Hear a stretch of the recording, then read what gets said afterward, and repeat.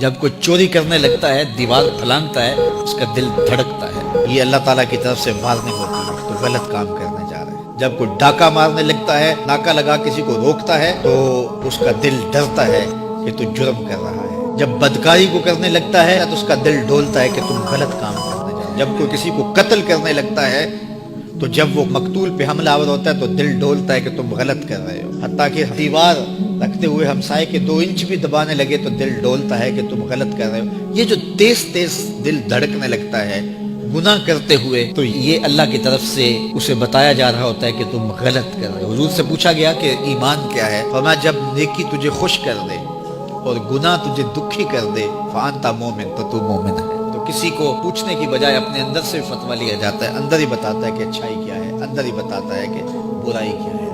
اب وہ کس راہ پہ چلے گا؟ میرے حضور نے فرمایا جنت کا راستہ مشکل اور کٹھن ہے، اور جو جہنم کا راستہ ہے وہ آسان اور آراستہ ہے، شہوات سے سجا ہوا راستہ ہے۔ اب تمہیں پتہ ہے کہ انجام کیا ہے اور تمہیں اختیار دیا گیا ہے۔ بعض لوگ اختیار کو اللہ کی رضا سمجھ لیتے ہیں، تو یہ بات جانیے کہ اللہ کی رضا میں اور اس کی مشیت میں بڑا فرق ہے۔ بعض لوگوں کی رسی اللہ نے دراز کی ہوتی ہے تو لوگ کہتے ہیں اللہ راضی نہیں ہے تو ایسا کیوں ہے؟ یہ کون سی کہانی ہوئی؟ ظالم جابر لوگ تختوں پہ بیٹھ جاتے ہیں، مختلف حکومتیں سنبھال لیتے ہیں اور خلق خدا کی ناک میں دم کر دیتے ہیں، لوگ کہتے ہیں اللہ راضی نہیں ہے تو ایسا کیوں ہے؟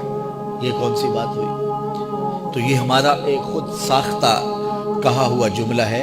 حقیقت میں کیا ہے کہ اللہ کی رضا اور ہے، اللہ کی مشیت اور ہے۔ یہ اللہ نے ہاتھ دیے ہیں، اللہ کی رضا یہ ہے کہ ان ہاتھوں سے اچھے کام کیے جائیں۔ آنکھیں دی ہیں تو ان آنکھوں سے قرآن مجید کی تلاوت کی جائے، اللہ کی قدرت کی نشانیاں دیکھی جائیں۔ لیکن آنکھوں کو شہوات سے بھر دیا جائے، ان ہاتھوں کو ظلم سے بھر دیا جائے تو اللہ روکتا نہیں ہے۔ ایسا نہیں ہے کہ بندہ گالی دینے لگے تو زبان ٹیڑھی ہو جائے، ایسا نہیں ہے کہ بری نظر سے آنکھوں کی بینائی کمزور ہو جائے، ایسا نہیں ہے تھپڑ مارنے لگے تو ہاتھ رک جائے، ایسا نہیں ہے کہ وہ مے خانے کی جانب چلنے لگے تو پاؤں کی انگلیاں ٹیڑھی ہو جائیں، چلا نہ جائے، ایسا نہیں ہے۔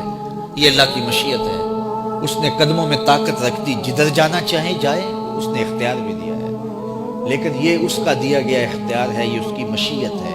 لیکن اس کی رضا یہ ہے کہ یہ قدم اٹھیں تو مسجد کی جانب جائیں، یہ قدم اٹھے تو دکھیے کی مدد کے لیے جائیں، رزق حلال کمانے نکلیں، یہ زبان بولے تو قرآن کی تلاوت کرے، یہ لب کھلیں تو احادیث رسول کے نغمے ہوں، خیر خواہی کے کلمات ہوں، مخلوق خدا کی بہتری کی بات ہو۔